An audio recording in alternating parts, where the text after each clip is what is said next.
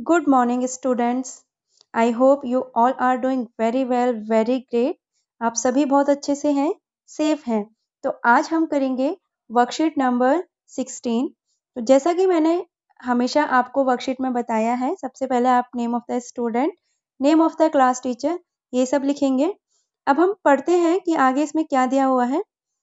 On 6th August 1945, an estimated 1,46,000 people were killed in Hiroshima bomb blast.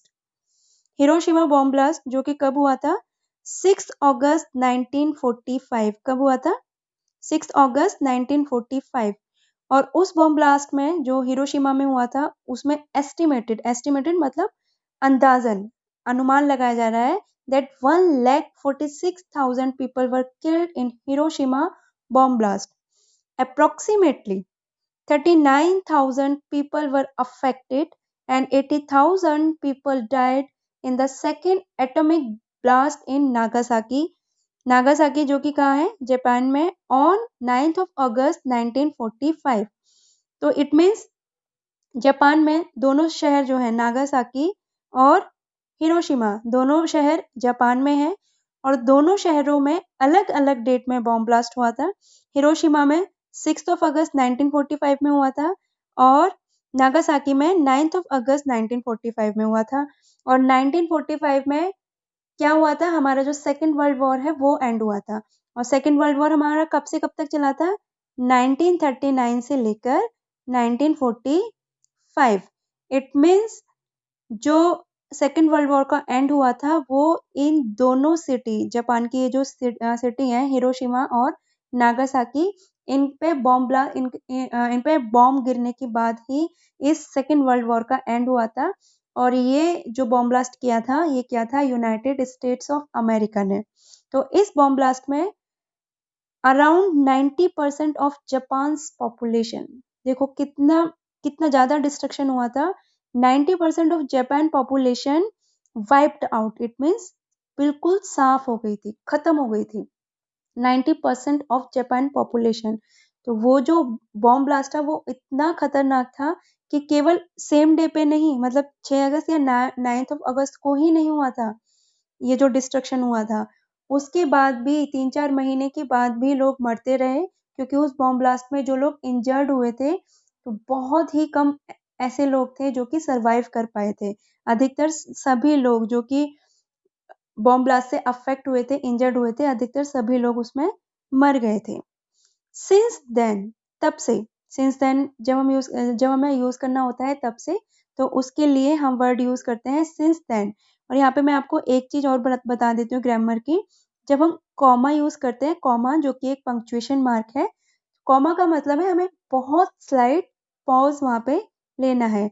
यहाँ पे भी punctuation mark आ रहा है, यहाँ पे भी कॉमा। इट मीन्स जब मैंने ये बोला ऑन 6th of August 1945, यहाँ पे मुझे हल्का सा पॉज लेना था जो कि मैंने लिया।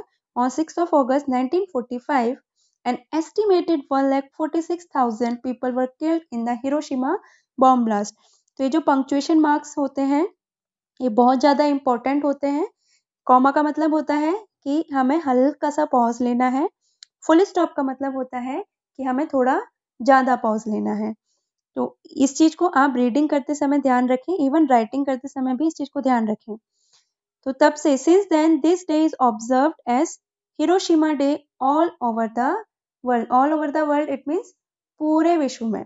ऑल ओवर द वर्ल्ड, पूरे विश्व में ये जो डे है हिरोशिमा डे के नाम से मनाया जाता है, ऑब्जर्व किया जाता है।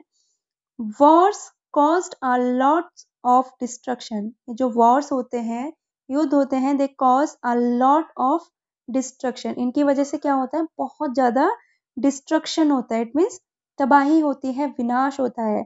And may even cause the world to and.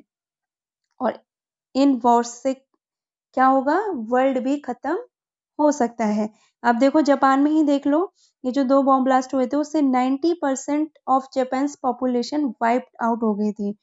तो अगर 90% किसी कंट्री की पॉपुलेशन वाइप आउट हो सकती है तो बॉम्ब ब्लास्ट से या वॉर से वर्ल्ड भी खत्म हो सकता है। और अगर if we do not stop destructive activities कौन सी होती हैं, जैसे कि वॉर हो गए, टेररिस्ट एक्टिविटीज हो गई, बॉम्ब ब्लास्ट हो गई, ये होती हैं डिस्ट्रक्टिव एक्टिविटीज जो कि किसी चीज को डिस्ट्रॉय कर देती है, जो कि डिस्ट्रक्शन ले आती है, तबाही या विनाश ले आती है। If we did not stop these destructive activities the world will and.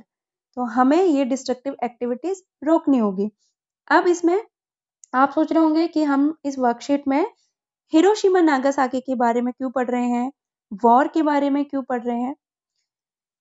इसका एक बहुत बड़ा रीजन है। अब हम आगे जब इस वर्कशीट में पढ़ेंगे तो हमें ये समझ में आएगा कि वॉर का रेफरेंस इसमें क्यों दिया हुआ है। इंग्लिश में हमारा ऐसा कौन सा चैप्टर है जो कि वॉर से रिलेटेड है। आप गैस करो कि कौन सा ऐसा चैप्टर है जो कि वॉर से रिलेटेड है, जिसकी वजह से हमें हिरोशिमा और नागासाकी का रेफरेंस दिया गया है। मैं आपको एक हिंट देती हूँ। ये एक ऐसा चलो मैं आपको हिंट और क्लियर दे देती हूँ।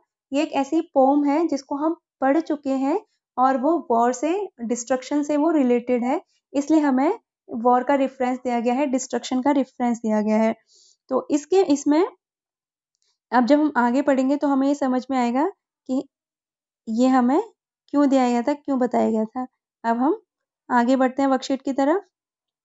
ये देखिए, अब आपको पता चलेगा कि जो वॉर का रेफरेंस था वो हमें क्यों दिया गया है। A similar idea is reflected in the poem Fire and Ice। तो Fire and Ice पोम हम पढ़ चुके हैं और ये किसने लिखी है, रॉबर्ट फ्रॉस्ट ने। मैंने आपको लास्ट क्लास में अपनी एक वीडियो शेयर की थी जिसमें फायर एंड आइस जो पोम थी वो उसको मैंने डिटेल में आपको बताया है, और रॉबर्ट फ्रॉस्ट जो कि इनके पोएट हैं उनके बारे में भी पोम के स्टार्टिंग में बताया है। तो चाहे तो उस पोम को दोबारा से, उस वीडियो को दोबारा से देख सकते हैं और रॉबर्ट फ्रॉस्ट के बारे में वहां से पढ़ सकते हैं। तो ये जो हमने ऊपर पढ़ा वॉर के बारे में, इसका रेफरेंस इसलिए लिया गया है क्योंकि वॉर कहीं ना कहीं फायर एंड आइस पोम से रिलेटेड है। वो पोम जिसमें डिस्ट्रक्शन के बारे में बताया गया है, और इस पोम में बहुत डीप कंसर्न दिखाई गई है। बहुत छोटी सी पोम है, 7-8 लाइन की हार्डली ये पोम होगी, लेकिन इसका मीनिंग बहुत ज्यादा डीप है। तो इसमें आगे क्या है, while you read the pome given below, नीचे हमें पोम दी गई है fire and ice, notice how the poet use words like and, fire, perish and hate। जब हम पोम पढ़ेंगे तो हमें ये वाले word and, fire, perish and hate ये हमें नोटिस करने हैं, इन वर्ड्स पे हमें ध्यान देना है। all these words suggest destruction and end। बिल्कुल, end का मतलब खत्म होना, फायर जो कि डिस्ट्रक्शन से रिलेटेड है, कहीं आग लग जाती है तो इट मीन वहां पे भी बहुत तबाही होती है। पेरिश इसका मतलब भी होता है डिस्ट्रॉय होना। डिस्ट्रॉय आपने पहले भी पढ़ा होगा, DESTROY। Perish it means destroy होना, ये डी लिखा है। हेट से भी क्या होता है, हेट भी डिस्ट्रक्शन से रिलेटेड है कि अगर हम किसी से बहुत ज्यादा हेट करें तो हमारे अंदर एनवी जन्म लेने लगती है और धीरे धीरे धीरे धीरे वो हमारे रिलेशन को खराब कर देती है। और also note how the poet uses some words repeatedly. तो हमें पोम में ये चीज भी हमें नोटिस करनी है कि पोएट ने कुछ वर्ड्स रिपीटेडली यूज किए हैं। फॉर एग्जाम्पल सम से, तो सम से जो वर्ड होगा हम आगे इसको पढ़ेंगे, ये जो सम से फ्रेज है इसको पोएट ने एक से ज्यादा बार उसको यूज करा है। तो उसको जब हम पढ़ेंगे पोम को तो हमें ये समझ में आएगा। To give a musical effect the poet uses rhyming words. तो पोम में एक म्यूजिकल इफेक्ट देने के लिए पोएट ने राइमिंग वर्ड्स कौन से होते हैं, जो एक दूसरे के साथ राइम करते हैं। इसमें भी कई सारे राइमिंग वर्ड्स हैं, जैसे हेट, ग्रेट। तो इसमें भी कई सारे राइमिंग वर्ड हैं, जो आप पोम को पढ़ोगे तो आपको समझ में आएंगे। राइमिंग वर्ड्स वो वर्ड्स होते हैं जो एक दूसरे के साथ राइम करते हैं, जैसे जग, मग, कैट, हैट। तो कैट और हैट जो है वो राइमिंग वर्ड है क्योंकि वो एक दूसरे के साथ राइम कर रहे हैं, वो एक दूसरे को के साथ राइम कर रहे हैं और उनकी एक जैसी साउंड है। तो इस तरीके के वर्ड भी पोएट ने इसमें यूज किए हैं। Few sounds have also been repeated. कुछ साउंड भी रिपीट हुई हैं जैसे फेवर, फायर। आपने अगर मेरी वीडियो ध्यान से देखी होगी इस पोम की, तो उसमें मैंने सारी चीज़ें डिटेल में बताई हैं कि फेवर और फायर वो यूज़ हुआ है तो वहाँ पे कौन सी पोएटिक डिवाइस है। इसको हम आगे दोबारा से पढ़ लेंगे, लेकिन पोम को अच्छे से समझने के लिए आप उस वीडियो को दोबारा देख सकते हैं जो कि मैंने आपको लास्ट क्लास में भेजी थी। अब हम आगे बढ़ते हैं इस पोम की तरफ। फायर एंड आइस, ये देखिए कितनी छोटी सी पोम है। Fire and ice by Robert Frost. Robert Frost कौन है? इनके पोएट हैं। Some say the world will end in fire. Some say in ice. यहाँ पे देखो some say 2 बार आ गया। Some say the world will end in fire. Some say in ice. From what I have tasted of desire, I hold with those who favor fire. But if it had to perish twice, perish का मतलब मैंने अभी आपको बताया था, twice मतलब 2 बार। I think I know enough of hate to say that for destruction, ice is also great and would suffice. Suffice का मतलब है sufficient. It means काफी है, sufficient. अब हम इसको लाइन बाय लाइन समझ लेते हैं। Some say the world will end in fire. Some say it means कुछ लोग कहते हैं। Some people say जो वर्ल्ड है वो किस में एंड होगा? फायर में। एंड सम से इन आइस, कुछ लोग कहते हैं कि जो वर्ल्ड एंड होगा वो आइस से एंड होगा।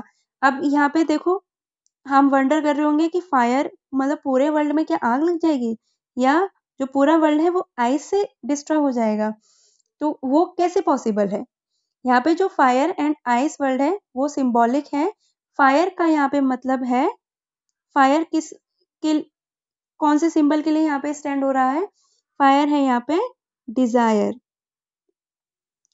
Fire stands for desire symbol. Fire symbolizes desire. It means desire, पूरे वर्ल्ड में लोगों की डिजायर इतनी ज्यादा हो जाएंगी कि वो पूरे वर्ल्ड को तबाह कर देगा। जैसे हमें ऊपर एक एग्जाम्पल दिया गया था हिरोशिमा और नागासाकी के डिस्ट्रक्शन का, तो यूनाइटेड स्टेट्स ऑफ अमेरिका वो विन करना चाहता था, विनर बनना चाहता था, ये उसकी डिजायर थी।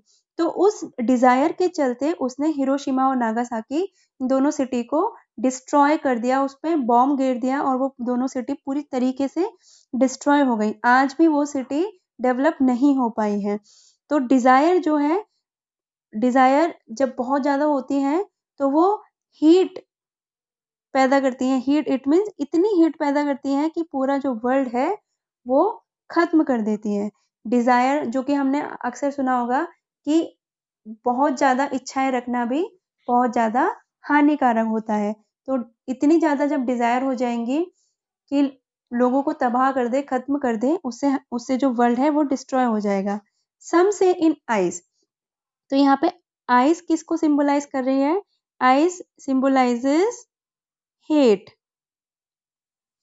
तो ice stands for hate. It means हम एक दूसरे से इतनी हेट करने लगे कि हम बिल्कुल इनडिफरेंट हो जाए कि हमें किसी चीज से फर्क ही ना पड़े।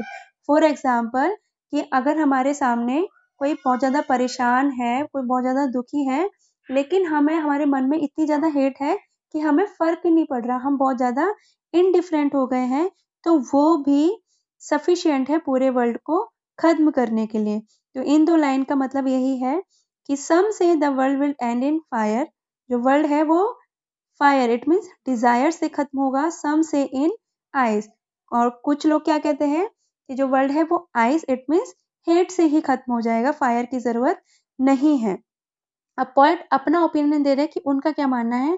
From what I have tested of desire, वो बोलते हैं कि मैंने इच्छाएं देखी हैं लोगों की। From what I have tested of desire, मैंने लोगों को देखा है कि वो कितने ज्यादा एम्बिशियस होते हैं, कितने ज्यादा महत्वाकांक्षी होते हैं, मैंने देखी है उनकी इच्छाएं।